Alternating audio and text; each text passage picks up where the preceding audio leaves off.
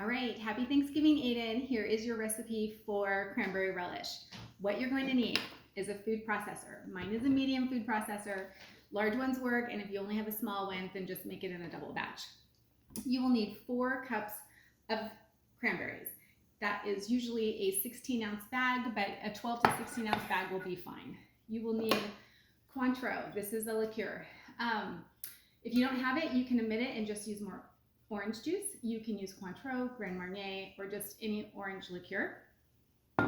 You will need a decent sized orange and a zester. And if you don't have a zester, you just don't put the zest in the cranberry relish and it's totally fine. And then you need a half a cup to 2/3 cup of sugar. So this is very similar to making blueberry granita. So we're gonna start by washing the cranberries. So you need to wash the cranberries, and just like with blueberries, you want to go through the cranberries after you rinse them and wash them and pull out the mushy ones, the ones that are like really wrinkled or they're mushy and soft, and just discard those. Okay, so take your cranberries. Oh, this might be a little much for my, there's a mushy one for my processor, but we'll be fine. You really cannot mess this recipe up. How did I miss this?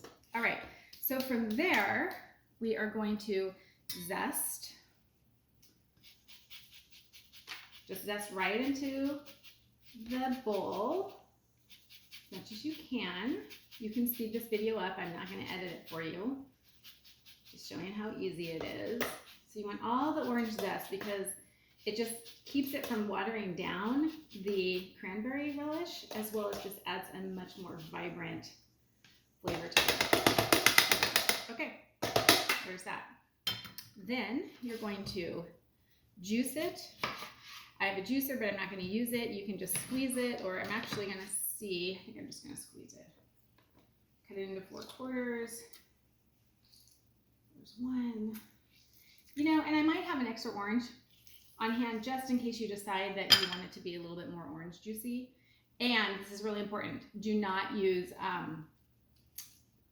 store-bought orange juice. You need to use fresh orange. It makes a huge difference.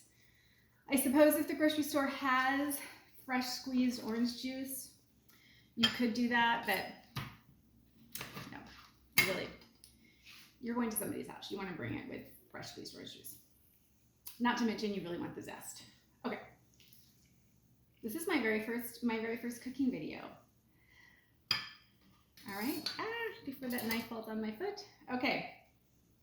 So we've got our oranges in there. Okay, I'm going to rinse off my hands. Oh, I need a tablespoon.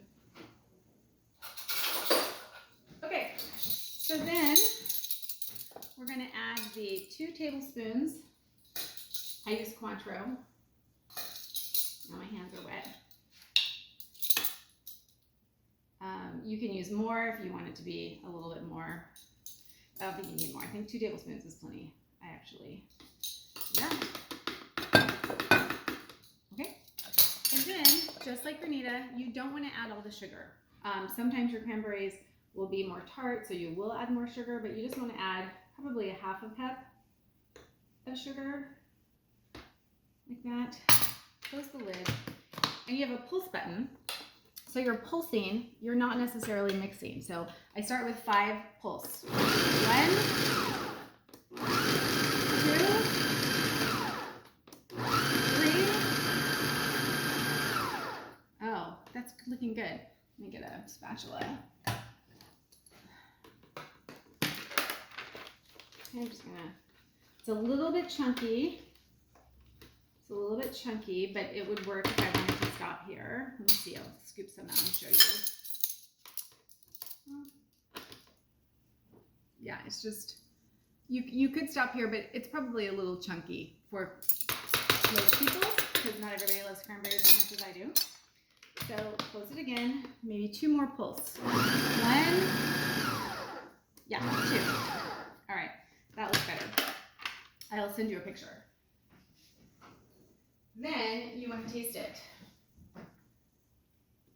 Okay, so here, I'll show you. So this one, if you can see it's a little bit more finer. It's You just don't want to over pulse it. It turns kind of into the mash. All right, so in taste.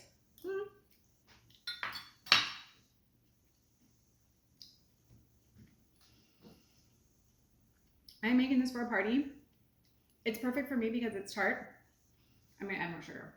This is why you don't want to over process too, because if you decide to add more sugar, you want to make sure that you can still mix it, or you could always mix it by hand. All right, so I'm gonna do, actually, this is not for me. And it will sweeten up in the 24-hour sit time as well. Okay, so 1, 2. All right. All right, so this is like a good consistency. I'm gonna pour it into a bowl. Actually, look, I'll just pour it back into this bowl.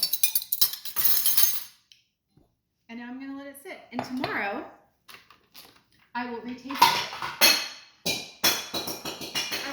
it.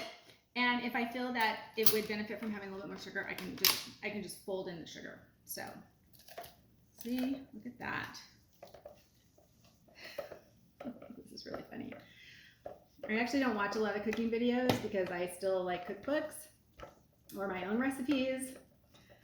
So I hope my video is turning out like good. Okay, so you can see,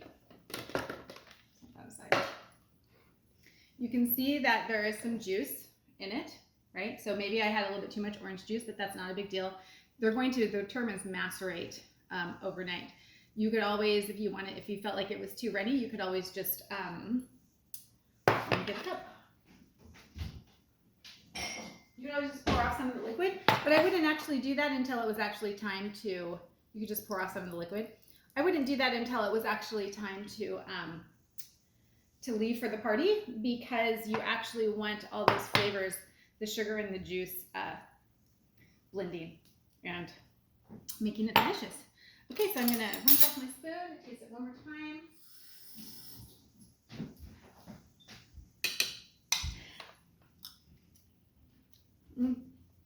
One of my favorites. So if you like this video, click the like button and subscribe to my channel. I love you so much. I hope you have a fabulous Thanksgiving with Alexa's family. And thank you for sharing your time with me today. I love you.